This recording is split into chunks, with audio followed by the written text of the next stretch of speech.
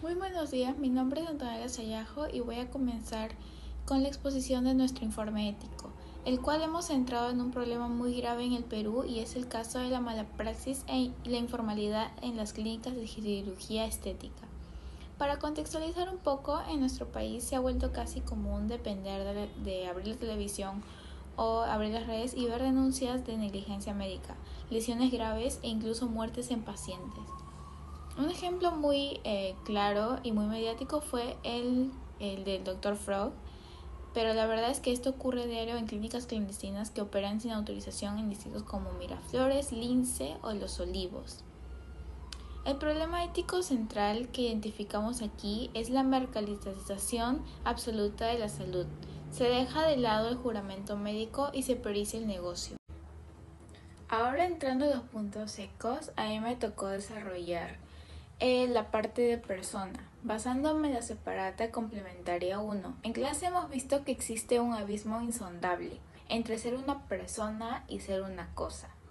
La persona es un alguien dotado de dignidad ontológica y lo que significa que su valor se intrinseca, permanente y sobre todo es indisponible. Una persona no se puede usar, una persona no se puede manipular, ni se puede desechar. En cambio, una cosa sí. En caso de las clínicas en el Perú, vemos una cosificación humana muy clara. Los médicos cruzan ese abismo ético y empiezan a tratar a los cuerpos como cosas, como si fueran mercancía o un objeto de fábrica. Como menciona el separata, la persona se reduce a una parte de su cuerpo o a una característica física. El cirujano ya no ve a una persona como una historia, una familia y el derecho a la vida. Ve una nariz por operar, un abdomen por arreglar o un cheque por cobrar. Esta justificación se vuelve letal cuando en el posoperatorio, si un paciente se queja de algún dolor o alguna complicación, el médico simplemente minimiza sus alarmas y pasa al siguiente paciente. Ahí te das cuenta que para ellos el paciente ya no es un sujeto con derechos, sino un objeto descartable que ya cumplió su utilidad de generar una ganancia económica. El segundo punto que trabajé fue el de las virtudes humanas, apoyándome en la separata 3. Sabemos que las virtudes son hábitos operativos buenos que perfeccionan nuestras facultades humanas, que son la inteligencia y la bondad. Al contrario, los vicios son hábitos malos que nos degradan y estropean nuestra humanidad. Analizando el comportamiento de los cirujanos negligentes en el Perú, se nota la total ausencia de virtudes profesionales y la presencia de vicios destructivos como la avaricia y la imprudencia. Sin embargo, no todo en este análisis es malo.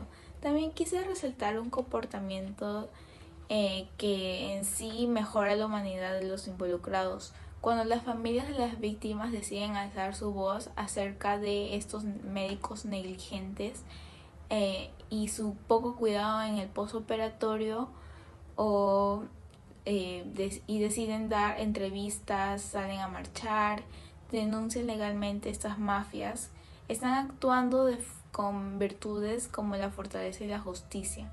No solo lo hacen por venganza, sino por solidaridad, buscando el bien común para que a otros jóvenes no caigan en las mismas trampas. Eso sí eleva la condición humana dentro de una situación tan trágica. Para cerrar mi participación, el aprendizaje más significativo que me llevo de este trabajo es entender que la dignidad humana no es algo teórico que solo está en libros, sino que se pone en juego todos los días. En el Perú actual hay una precisión gigantesca por encajar en los estándares de belleza y las redes sociales, y eso nos vuelve vulnerables a la cosificación. He aprendido que cuidar de mí como alguien implica aprender a usar mi libertad de manera crítica, valorando mi salud y mi vida real por encima de las apariencias o de lo que el mercado nos quiere vender como bienestar. Como estudiante, esto me compromete que a mi futuro campo laboral jamás veré a los demás como un medio para lograr mis fines, sino como personas con valor absoluto. Buenas tardes, profesor. Mi nombre es Renzo Chunga y le voy a hablar sobre la relación que tiene nuestro caso con la felicidad. Según Aristóteles, la felicidad es el fin supremo del hombre. Sin embargo, en el hedonismo moderno se confunde esto y se distorsiona, ya que creen que la felicidad se basa a cosas materiales o cosas del exterior, o la comodidad, haciendo que estas cosas sean prevalecientes y lo pongan por delante de cualquier otra cosa, y su vida dependa de eso, que son cosas de afuera, como el estatus y las necesidades corporales. Ahora le voy a hablar sobre el ejemplo de la confusión entre los medios y fines de la felicidad. En este caso hay una gran confusión entre qué son los medios y los fines para alcanzarlo. Alcanzar la felicidad o la misma felicidad en sí.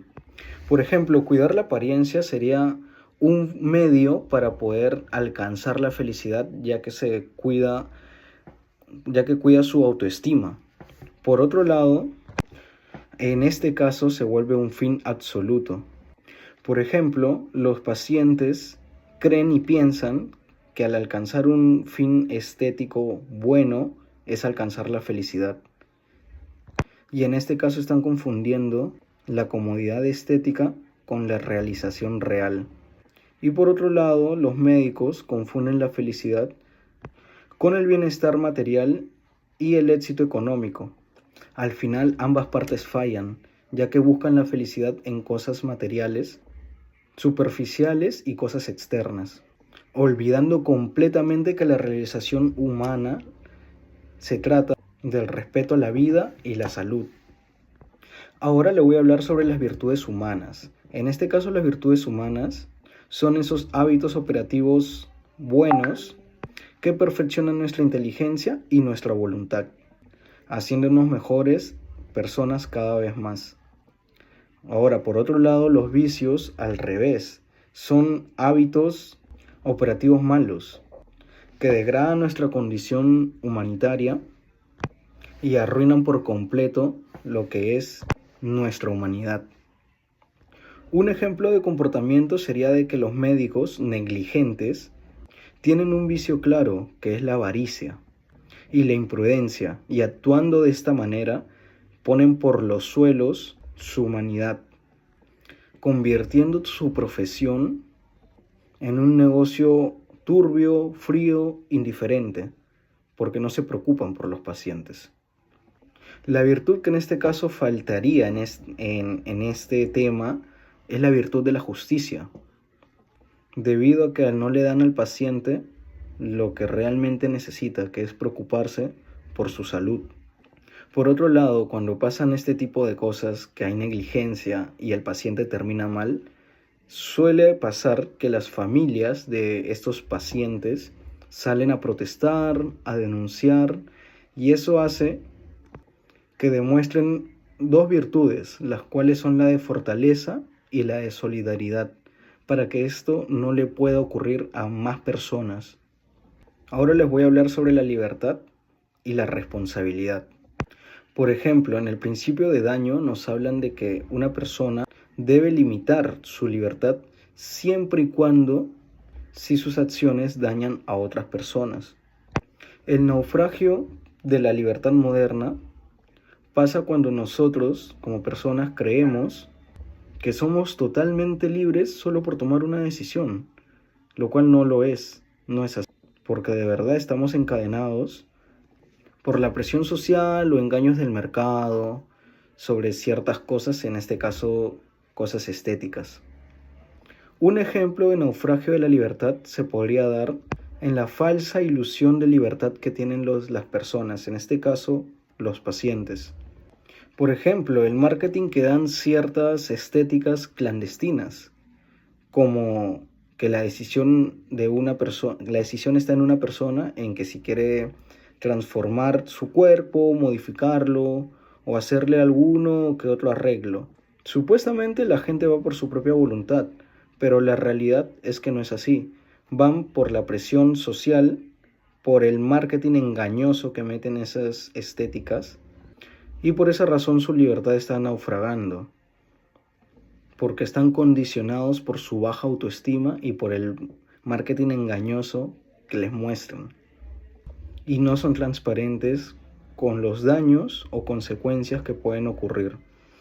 Por otro lado, en cuanto a los médicos, confunden la libertad con hacer lo que quieren con los pacientes en sus consultorios, ya que como no hay una inspección o un control, pueden hacerlo libremente, lo cual está muy mal.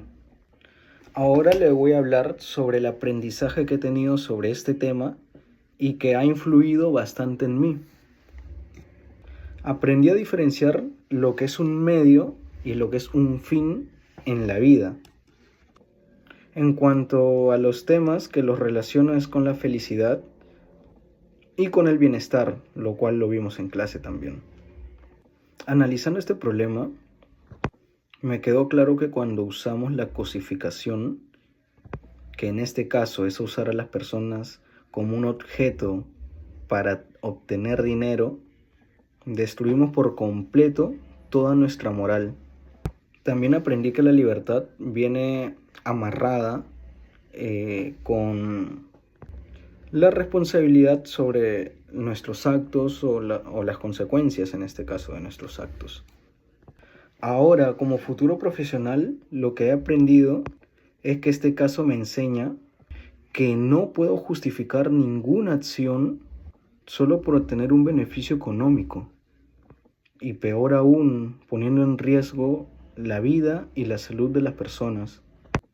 Y eso hace que me haga pensar y reflexionar que debo respetar la dignidad intrínseca de las personas. Es lo que he podido aprender sobre este caso, la relación que tienen con los temas que hemos visto en clase y cómo ha influido en mí.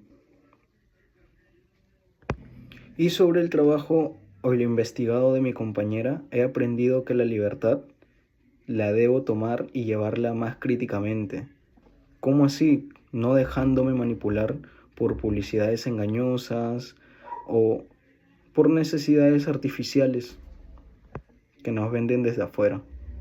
Y también de que la dignidad de una persona no define si se ve bien o si se ve mal o si se hace algo o no. Y bueno, esto es lo que he aprendido y he podido explicar acerca de este tema, profesor. Muchas gracias por su tiempo y espero que le guste nuestro caso.